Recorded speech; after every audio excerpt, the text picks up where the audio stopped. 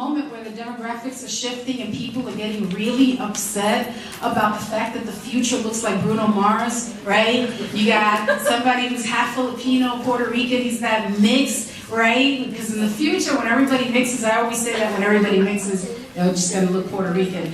So, that's just me being conceited about the thing, you know, I'm sorry. So that's what the future looks like, and some people feel very threatened by the fact that demographics are changing.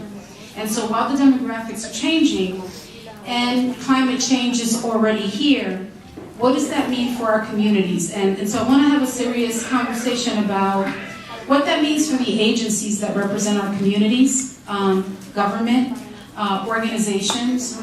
Agencies work in silos.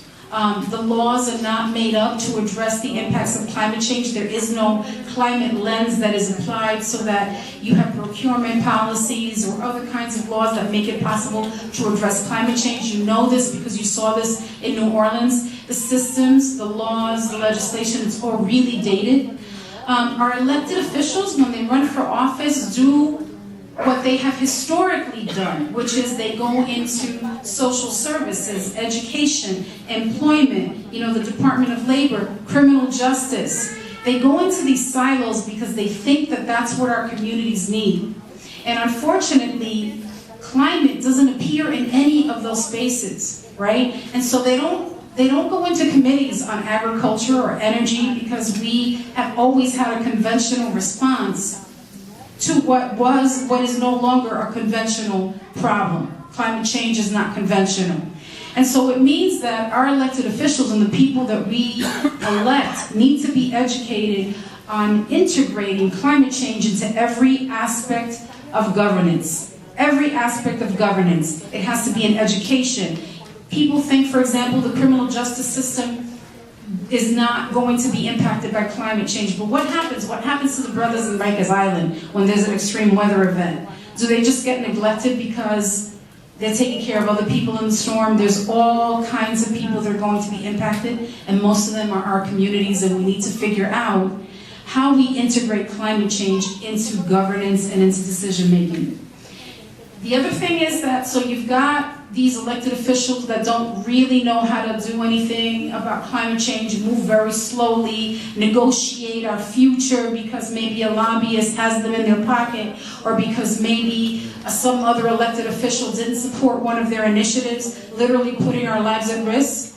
You also have agencies that are unprepared to deal with how climate change is going to show up in their everyday work, and are unable to work in a way that that makes it possible for them to work across agencies in an intra-agency way. And then you've got the nonprofits, right? You've got the big organizations helicoptering into communities with solutions, elbowing grassroots people out, getting all of the funding and telling us what is in our best interest. And what do we do about those, right? When funders are basically saying, that they can come in and turn our communities into passive recipients of their good intentions. Right. And are you willing to let that happen? Because the minute that that happens, we fail. We will all fail in being able to address climate change. The Hermes principles for democratic organizing say that we need to speak for ourselves, that we have to build just relationships, that we have to have a commitment to self-transformation. That is the hardest thing to do. The biggest obstacle to addressing climate change is asking people to check their privilege and work in a way that is more of an ally and not a contemporary missionary. People like to think they know what's in our best interest. And the truth is that every single community has the answers. And if you believe in justice, then your responsibility is to support, not to supplant local leadership. And so there we are. We have a governor, we have a governance that is unable to fully integrate climate change into its everyday operations and into its outcomes. We've got agencies that don't know how to work in an interagency way. We've got not-for-profits that really are sort of a non-profit version of disaster capitalism, right? Seeing the opportunity for funding, for press, and basically for high profile at the expense of our people. And so the challenges that those of us that are activists have to deal with are intense. And so you have to ask yourself today what you believe in, what you're willing to give up, and what kinds of relationships are you willing to build with each other if you are serious about addressing the impact of climate change on the most vulnerable in our society. That is really, really the question, because the technology exists, the answers are there, and the only thing in the way, the biggest obstacle, is people really believing that they've got all the answers, like the smartest kid in the class. You'll ask people, and it's like, yep, yep, yep. No, if it isn't we, it's not going to work. So I just want to put that out there. I know that it puts me in a particular vulnerable position. It affects my funding and all other kinds of things when I call the question. But when your survival is at stake, you've got to call the question. So that's some of the stuff that I wanted to talk about in terms of process and relationships. And I wanted also to talk about the fact that we have to deal with climate change, capitalism, and this competition.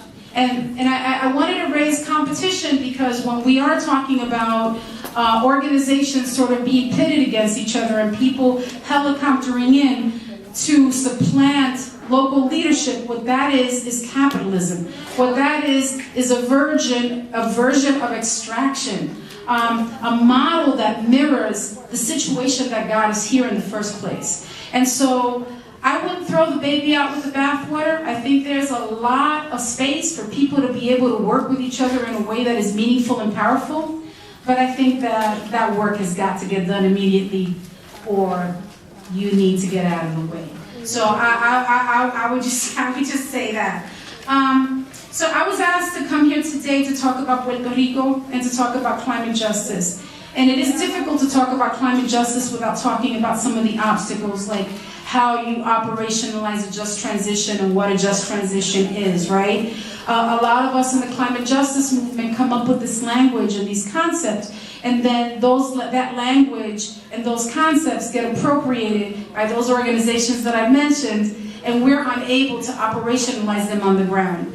But from Brooklyn to the Bay and from Detroit down to the Gulf South, people are doing some powerful things. They're looking at community-owned solar, they're looking at offshore wind, they're creating these little hubs where they are farming, and they're creating food sovereignty in their communities, and they're basically reclaiming traditions that had disappeared in our lifetime. They're bringing those back.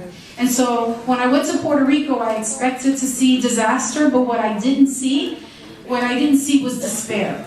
And what I found was that people all over the island had created these systems where they were growing food. So for example, I found out that 85% of all the food in Puerto Rico came from outside of Puerto Rico, and the hurricane had basically devastated the 15%, but there are comeríos and there are farms all over Puerto Rico. I found out that there are places like, for example, because I'm co-chair of the Climate Justice Alliance, the Climate Justice Alliance and I and Grassroots International and GGJ and a bunch of other organizations launched a national campaign to bring brigades to Puerto Rico, because that's what the folks in Puerto Rico asked us for. They asked us to bring people in to help them rebuild. They asked for solar panels, they asked for solar generators, solar cubes. They asked for water filtration devices because they didn't want single-serve water bottles that were basically contributing to the pollution and the waste in Puerto Rico and the waste stream. So we provided those. And what we found was that there were 10,000 shipping containers just sitting there, and that we couldn't get those products to people in Puerto Rico. We learned that the suicide rate is up by 55%. But we also learned that people in Orocovis have a farm where children who are 11 and 12 years old are farming, and were able to bring yuca and bananas and all of that stuff to their families a few days after the storm. Those children in Orocovis really affected me emotionally, because I remember there was a little 11-year-old. I was there with Naomi Klein, and she was there to do a documentary. And this 11-year-old boy, I asked him if he wanted to be videotaped for her documentary. And he said to me, you know, I would love to do it, but I think you should interview the girls. They know about ecosystems, they know about respecting Mother Earth, and they're better they're better communicators than we are, and they'll do a better job. And I couldn't believe that this little 11-year-old was smashing patriarchy right in front of me while growing food, and also taking care of his family. And that really gave me hope. It got me really excited.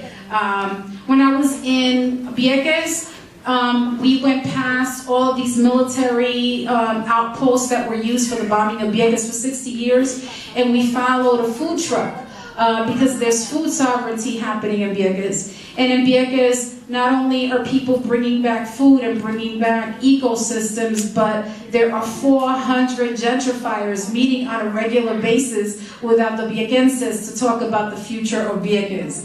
That is what's happening in Puerto Rico.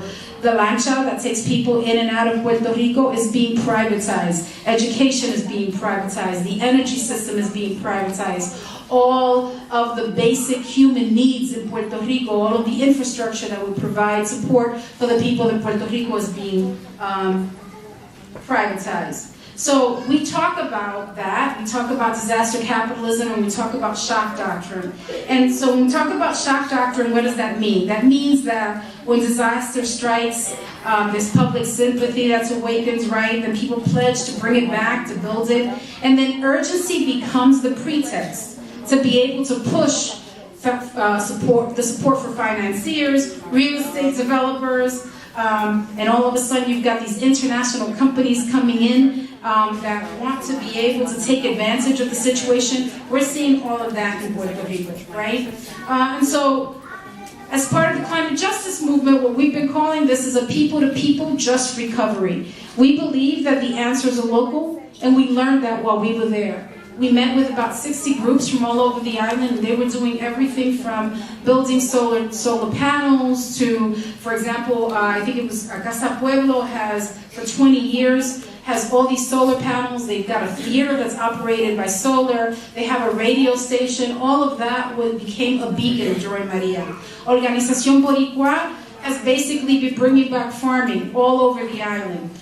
In Orocovis, I mentioned the farm. In Juntas, they have what's called Coquí Solar. So all of these folks all over the island really need support to figure out how this crisis becomes an opportunity for ownership over the infrastructure. And the reason that ownership is important in Puerto Rico is that if people don't own the infrastructure, Tesla and companies like that will come in and say, yeah, Puerto Rico should become 100% renewable, and I'm going to own it.